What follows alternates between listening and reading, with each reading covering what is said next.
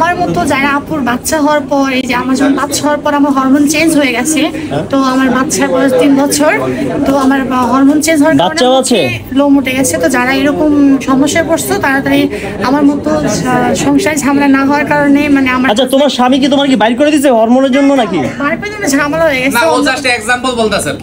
আচ্ছা আচ্ছা বুঝতে পারছি। যারা এরকম সমস্যায় পড়তেছো তাড়াতাড়ি চলে আসো, সাইদুল ভাইয়ের কাছে আসলে সমাধান হয়ে যাবে, অনেক হ্যাপি থাকতে পারবে। আচ্ছা আচ্ছা আমার একটা কোশ্চেন আছে, তুমি তো আমি যতটুকু জানি যদি মাইন্ড না করো, আগে অনেক কালো ছিল, এখন ফর্সা লাল হয়ে গেছে। আমার পাল্লায় পাল্লায় ফর্সা হয়ে যাবে। বুঝতে পারলেন না? আপনি বুঝতে পারলেন? আসছি সাইদুল ভাইয়ের কাছে, দেখতে হবে সাইদুল ভাই। মুখে মুখে তো ঠিকই ভাই বলেন, তার শিয়াব আপনাকে কেমনে? আমার ছোট বোন। ছোট বোন মতো ভাই, আপনার বোন কটা ভাই? আমার বোন অনেকগুলা। তাই? আমি মনে হয় 82 নম্বরে আছি। আপনি কয় নম্বর আছেন? 82 নম্বরে। 1 নম্বর না 2 নম্বর না 82 নম্বর? 82 নম্বর, মানে 82 নম্বর তার সিরিয়াল। তার এত বোন আপনার?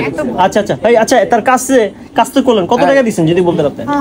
যাই দিস আপনারা এত জানতে যাচ্ছেন কেন? এটা না বললেই হয় না যে 3000 টাকা করে সেশন নেয়। তো আমরা আসছি পার্মানেন্ট, আমার হেয়ার চলে গেছে, তো এখন একটু হালকা পাতলা হয়, এজন্য আসছি। তো আমি মাসে একবার আসি।